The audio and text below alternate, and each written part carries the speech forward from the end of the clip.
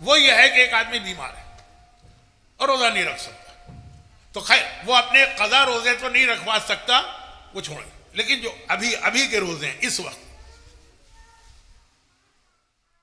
अब जैसे मैं डायबिटिक पेशेंट हूँ, अब तो ज़रा दुनिया की रिसर्च चेंज हो गई है, डायबिटिक पेशेंट को भी रोज़ा रखने की इजाज़त मिल गई है।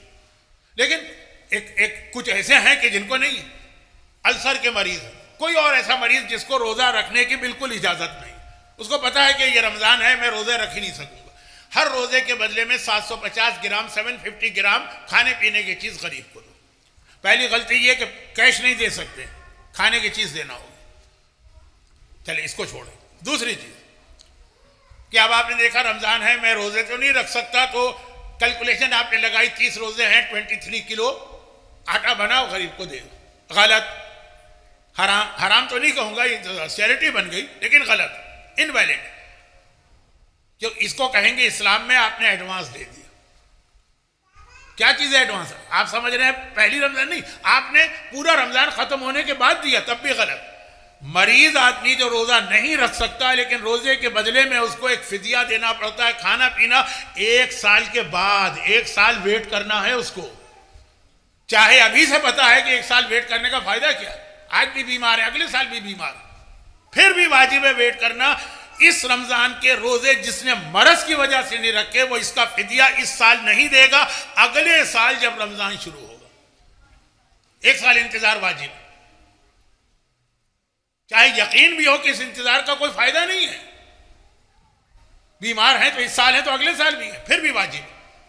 ये अगर आपने अभी दे दिया, ये कहा जाएगा एडवांस। एडवांस कैसे भाई, खुदा बंदा पूरा रमजान गुजर गया अब दे रहा हूं। कहा नहीं, फिदिया वाजिब होगा अगले रमजान में, ये एडवांस है, ये नहीं चलेगा। हाँ, एक चैरिटी बन जाएगी। अच्छा, ये वेट भी क्यों करना? बस आखिरी जुमला, वेट इसलिए करना है कि पूरा साल खाली बैठना नहीं है, चेक करना है। अगर बीच में कोई ऐसा वक्त आता है कि आप बीमार होकर भी रोजा रख सकते हैं, 11 महीने जो मिले वो रोजे रखिए। मसलन जो मैंने एक मिसाल अभी दी थी, कुछ लोगों को बहुत पसंद आई, रमजान मिसाल दे रहा हूं, गर्मी में आया और 14 घंटे का, लेकिन जब विंटर आ जाएगा इसी आपके शहर में, तो वेदर भी बहुत ठंडा हो जाएगा और रोजा 6 घंटे का मसलन रह जाए, 9 घंटे का। 14 घंटे का रोजा आप नहीं रख सकते, और फिर डिहाइड्रेशन का मसला, 9 घंटे का सर्दियों में रोजा आप रख सकते। तो ये रमजान के रोजे आप सर्दियों में रखेंगे और फिर आपको फिदिया विदिया नहीं देना, आप मरीज नहीं रहे। मरीज का मतलब है जो पूरा साल मरीज हो। उसमें भी एक बात याद रखें कि वो जो आप सर्दियों में रखेंगे, ये अल्सर का मरीज हो या जो भी हो, वो भी जरूरी नहीं कि 30 एक साथ रखें।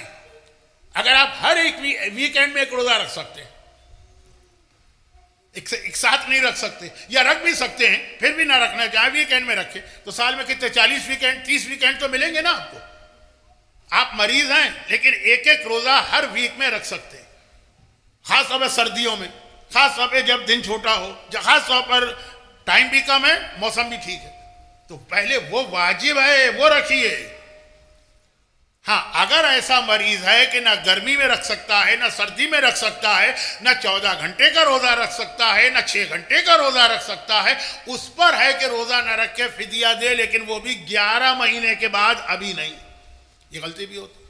तो अब ये जो मैंने एक जुमला कहा था ना कि एडवांस की इजाजत कुछ इबादतों में नहीं है, तो उसमें ये रोजे का भी मसला आ गया। और बहुत से लोगों के लिए, मरीजों के लिए यही मसला होगा कि सर्दी का इंतजार करो।